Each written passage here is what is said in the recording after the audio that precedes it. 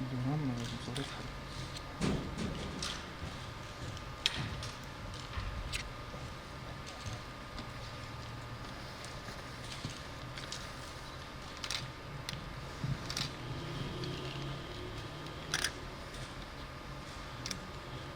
Êrişên li ser gel û berxwedana şervanên azadiyê şopandin.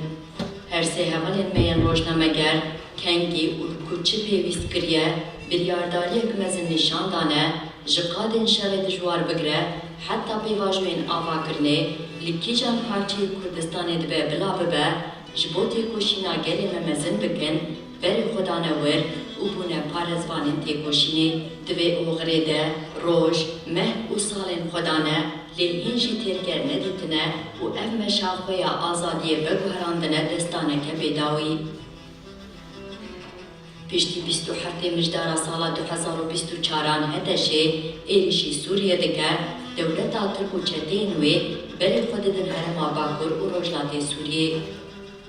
Dewleta Tirk û çeteyên wê yekê kanûnê, êrişî Şevbayê û heştê kanûnê jî êrişî Minbic û bendava Tişrînê kirin. Hewl didan bi rêbazên şerê derûnî vîna gelê herêmê bişkînin. Li hemberî van êrîşan hevalên me Nazim û Cîhan dîsal gorî ruhê xwe yê berxwedêr berê xwe didin Minbic û bendava Tişrînê dibin zimanê berxwedana şervanên azadiyê. Dewleta Tirk û çeteyên wan ji bo dengê rastiyê rawestînin, 19 kanûnê û wesayîta her du rojnamegeran kirin hedef û rojnameger qetil kirin.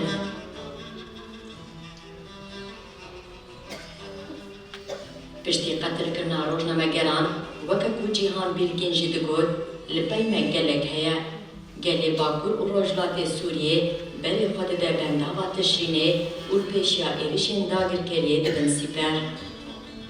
Rizgar Deniz 24 Kanûna 2017 li wargeha Maxmûrê, Cîhan Bilgîn û Nazim Daştan jî 11 Çîleya 2025 li bajarê Qamişloyê hatin oxirkirin. Cebhê ku insanekî hemû tiştî di pêşa çavê xwe ji bo ku armanca xwe pêk bîne. Ji bo ku soza xwe yê gidayî şehîda, soza xwe yê gidayî gel, soza xwe yê gidayî rêberhavo pêk bîne. Ji bo wê bê tereddût çi qet zor û zihmetî hebe, çi qesî astengî hebe, çi qesî derfet tin hebe, bi keda xwe, bi berxwedana xwe wan derfeta dafirînin. دوام بالحياة الجاية في خبر أفضل بشمل مش بقدر خصنا راستي هر دام برجع بخا وش بقدر خصنا راستي ويكجي هبي برديل جهبن إيش جهبن لبير دوام كرن جبوكو حياة الجاية يرو وري ده هر سازية كده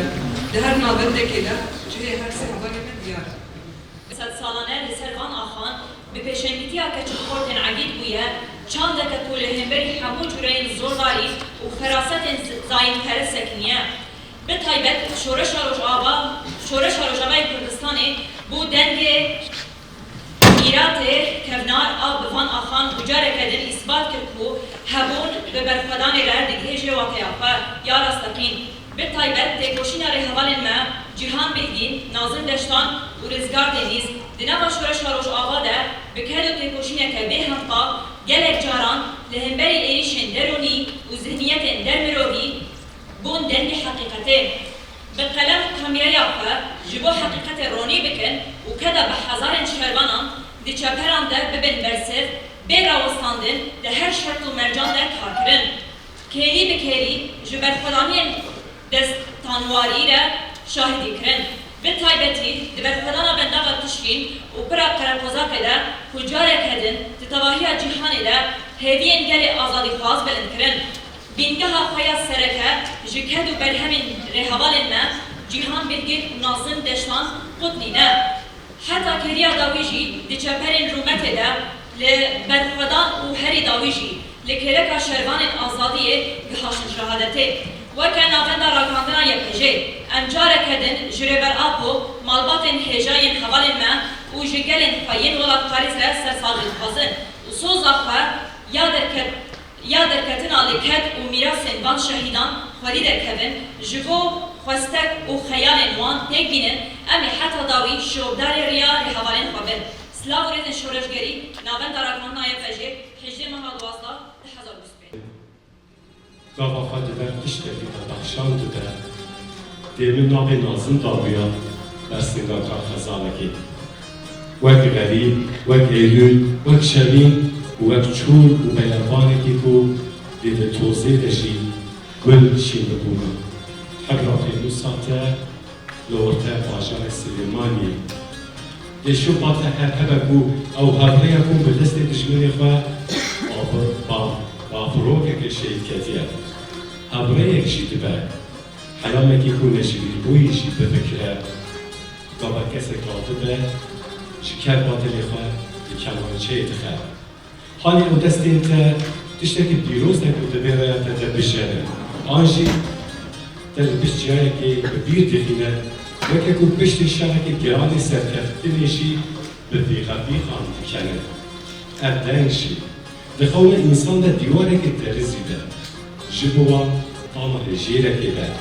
هر یک جمعه به جابه خودی تیه او جاین بیوان و او جاین کو برز و بالا حالی دیواری باید فیلوریته بده رودافه کو اشتباکی ده به جوش و کلجان در باسی رتوره ارده بده وقت نازم جی بفکره وقت عقیده که خواه وقت نوشیان جی وقت زینبا رو بناواله که لطینا